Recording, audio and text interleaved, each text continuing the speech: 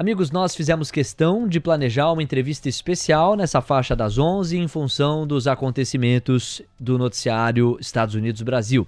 E para a gente é sempre uma honra receber o professor Roberto Dumas. Ele está na ponta da conexão, vai nos ajudar a interpretar o que está diante dos nossos olhos desde as últimas horas desta quarta-feira.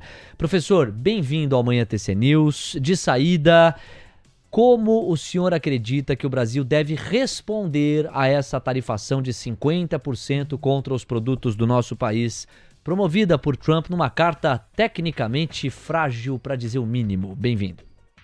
Bom dia, Léo. Bom dia, Camila. Veja, como você bem colocou, a carta é absolutamente frágil em termos de política econômica. Agora, você fazer uma política de reciprocidade, o estrago já foi feito, porque não se trata de política econômica. A carta é absolutamente política e geopolítica.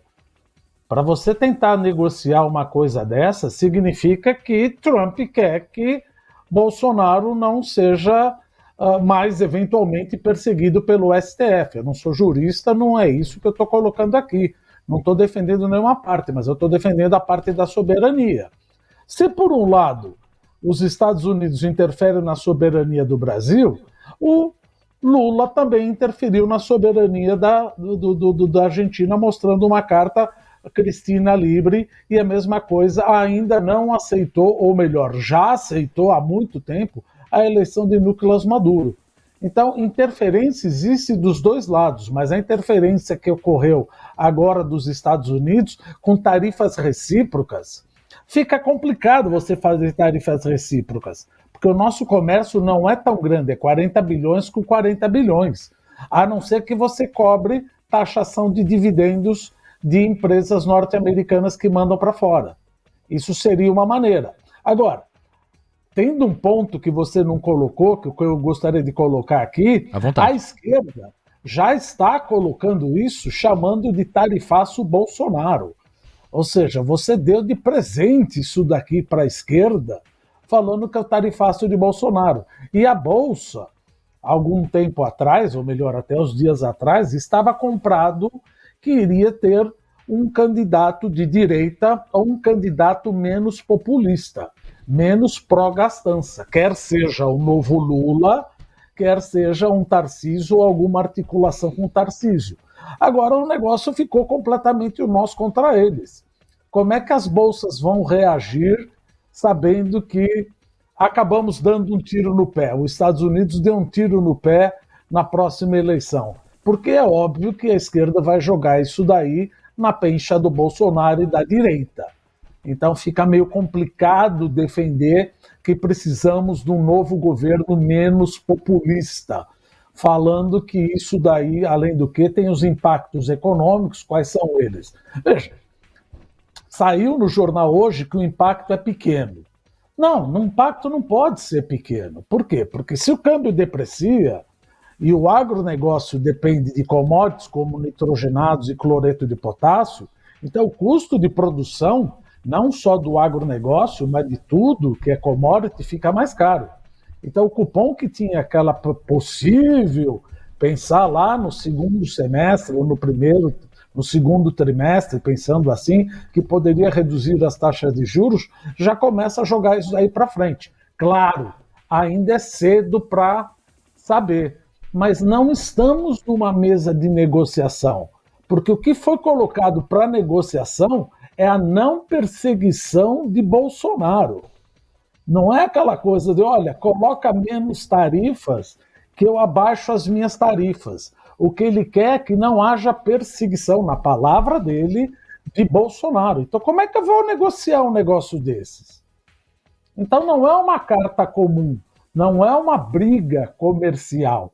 Para pensar, por um lado, comercialmente, o Brasil não faz o menor impacto nos Estados Unidos.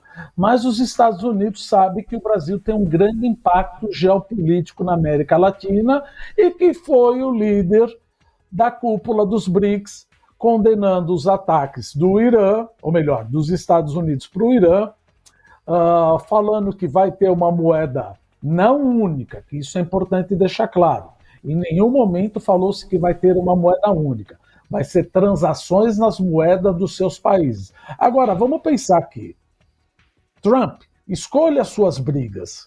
Como é que eu vou transacionar em birres etíopes e libras egípcias? Quer dizer que eu vou vender birres etíopes e reais iranianos? Não, quem vai ficar com isso vai ser os bancos centrais. Ora, o Banco Central então vai ter um portfólio de birres etíopes, reais iranianos, rublo russo, real, quer dizer, real não, porque aí não é reserva internacional, e libras egípcias. Então, pick up your fight, Trump, não é por aí. Mas ele está muito mais. Ele esperou acabar a cúpula dos BRICS para soltar isso daí e juntar tudo nesse embalaio, mas é uma carta política, geopolítica, que faça ao largo o problema comercial, mas que impacta o problema comercial. A questão é, o que eu posso oferecer para negociar? Se o que ele colocou como motivo para isso é o déficit, mas eu não tenho superávit, eu tenho déficit. E colocou a perseguição de Bolsonaro. Bom, então vou parar de perseguir Bolsonaro? Eu vou falar para o STF abandonar tudo? Então fica uma coisa meio complicada, por isso essa bruta volatilidade, e é muito mais complicado negociar comercialmente com uma carta política travestida de política comercial do que se fosse uma carta comercial falando, olha, você está em déficit, diminua as tarifas aqui. Então eu acho isso mais complicado do que a maioria dos países. É um pessimismo muito grande do que a gente estava esperando. Está bem pior do que a gente esperava, que poderia ficar apenas na seara econômica, Léo. Não se trata de uma carta cujo mérito aponta para a seara econômica ou comercial, é uma carta cujo mérito aponta para a seara política, daí uma dificuldade que nós, como aqueles que cobrem o jornalismo econômico-financeiro, a nossa dificuldade em projetar por onde o Estado brasileiro pode ir através do Palácio do Planalto, uma vez que a moeda de troca da carta não é comercial e econômica, justamente em cima do raciocínio do professor Roberto Dumas, que segue com a gente, até às 11h30 ele está à disposição. Deixa eu já trazer o Fernando Marques, que gentilmente topou participar da dinâmica. Faça a sua pergunta, Marques, para o professor. Bem-vindo, bom dia. Bom dia, professor. Bom dia, Léo. Assim, só para deixar claro antes de fazer a pergunta, né, esses pontos que o professor Dumas trouxe são os mais importantes, né? Como que lida, né, com uma carta de viés político, e ainda mais que a gente sabe que o PT tem um viés político muito forte nesse embate também, né? Eu acho que o risco vem daí. Talvez eles não queiram procurar uma solução técnica, né? E como é que a gente estima esse risco? É muito difícil. Mas assim, eu sei que o impacto aqui é grande, mas, Dumas, para provocar um pouco a discussão, existe também um impacto nos Estados Unidos quando a gente pensa em absorção desses produtos mais caros, inflação, né? Por exemplo, o café. Assim, não vou comprar mais o café brasileiro, porque ficou muito... Mas não tem muito de onde comprar tanto café, né? A celulose também, em grande parte, alguma coisa tem que ser absorvida ali, né? E essa alguma coisa sendo absorvida tem um impacto inflacionário.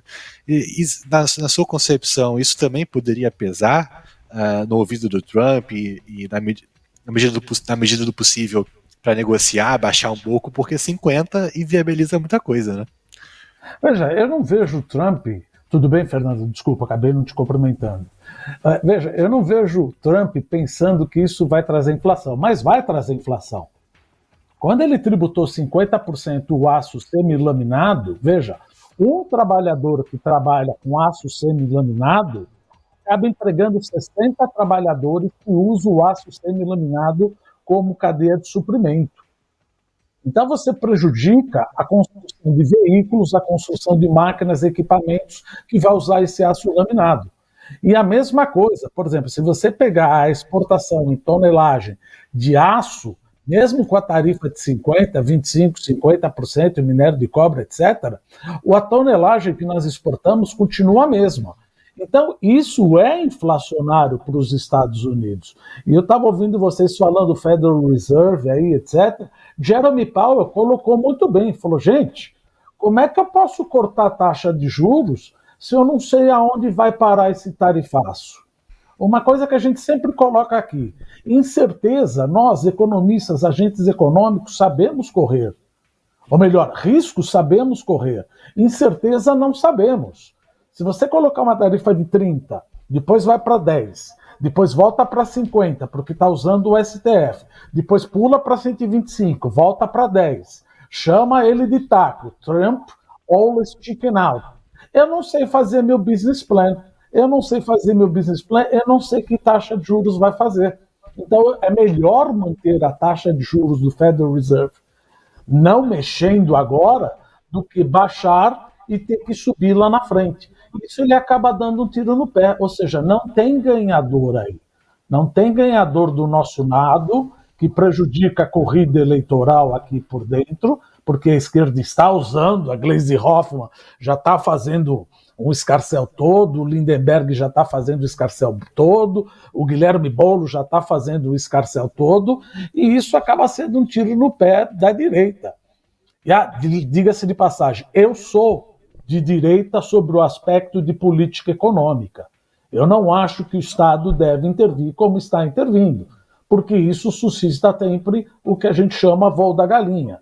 Só que o mercado, na minha concepção, estava indo bem, e pode continuar indo bem, já havia comprado um novo governo. Quer um governo Lula menos populista, quer um governo de direita. Vamos ver agora como fica esse imbróglio nessa negociação. Mas eu concordo com você, os dois acabam sendo prejudicados. Por outro lado, negociar uma coisa que é inegociável torna o cenário bem mais desafiador para o Brasil e para os Estados Unidos, que, obviamente, utilizou um pretexto comercial para tentar estender os nossos geopolíticos aqui para a América Latina, Fernando. Nós temos 11 horas com 26 minutos. Bom, uma vez que já estamos na reta final da participação do Roberto Dumas, eu vou trazer aqui uma pergunta e um comentário do chat que pode servir de subsídio para a sua resposta, já será a resposta final. Uma das principais funções de qualquer cobertura jornalística e econômico-financeira é a capacidade de organizar as evidências e os subsídios para que a gente possa antecipar cenários. É ali que moram os prêmios do mercado. Há uma resposta que o Estado brasileiro precisará dar. E nós estamos divididos em dois cenários que eu classificaria quase como polos opostos, quase como extremos.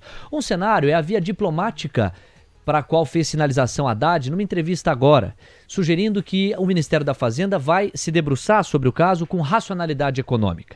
A outra é aquela que pode vir a ser endossada por Lula numa eventual convocação de cadeia nacional de comunicação para rádio e televisão, como está sobre a mesa como uma das possibilidades da resposta. Acho improvável que Lula convoque uma cadeia geral de comunicação para acenar para a diplomacia. Me parece que ele, sob o risco de cair em contradição, vai manter a retórica mais aguerrida de que tem feito uso, sobretudo recentemente. Com qual cenário você, professor Dumas, está trabalhando? E o comentário que vem aqui através de um superchat é do Sérgio. O Sérgio diz: olha, professor, para além da balança comercial, o Trump tem o GPS norte-americano, o sistema bancário internacional, software de máquinas. Me parece que ele tem mais recursos para fazer frente ao Brasil do que a manchete sugere. Também, se você puder comentar, temos 2 minutos aí para sua resposta, por favor. Não, é verdade, mas o aspecto comercial, que aspecto comercial eu posso colocar na mesa? Se eu tenho déficit com os Estados Unidos, eu vou chegar para Trump e falar: olha, eu tenho déficit nos Estados Unidos. É inadmissível acreditar que ele não sabe de uma coisa dessas. Ele usou isso como quem diz: olha, coloca essa ponta aí, mas o meu principal ponto de questão é política e geopolítica. Ou seja, não adianta o Haddad, na minha opinião, querer ser, obviamente, sensato e discutir economicamente. Não tem nada de sensato economicamente nessa carta. A carta é geopolítica e política. Como vai ser negociado isso daí é que fica complicado. E da minha parca inteligência, eu não sei como é que a gente vai negociar uma coisa que não tem nada de comercial. Não tem nada de comercial. Falar o quê? Que vamos tirar do STF? Veja, não estou falando que é para tirar ou não é para tirar, não sou jurista, não sei o que pode acontecer, mas isso seria uma interferência absurda. Então eu acho que essa carta é muito mais prejudicial e perigosa do que as outras cartas, e um difícil Claro, temos que ser sistemáticos, vamos tentar negociar pelo lado comercial. Mas a carta é clara. O lado dele é uma perseguição, que eles estão falando. Ora, se é uma perseguição, vamos ser claros. O que você quer para baixar essa taxa de 50% que você alegou aumentar? Quais foram o que você usou? Perseguição ao Bolsonaro, perseguição às empresas americanas e déficit. Bom, perseguição ao Bolsonaro eu não posso mexer, porque isso é ingerência. Indo atrás das empresas americanas, nós não estamos indo. E déficit é o que eu tenho, eu não tenho superávit. Então, o que eu tenho de carta na manga para negociar com ele? Que eu posso abrir mão? Eu acho que isso vai continuar por um bom tempo. Eu acho que não vai ser um taco, volta para 10%. Porque aí, veja, você está defendendo uma coisa indefensável, que é a soberania do governo brasileiro. Aliás, não vamos falar governo brasileiro, porque parece que nós estamos defendendo esse ou aquele. Soberania do Estado brasileiro. Isso é importante que seja claro. Eu quero agradecer ao professor Roberto Dumas. Se eu tivesse que manchetar a participação do senhor com a gente hoje aqui, eu diria: resposta do Brasil é imprevisível porque código pretendido difere do código da essência da carta. A carta coloca uma questão praticamente incontornável em termos de negociação para o Estado brasileiro calcular através do seu atual governo.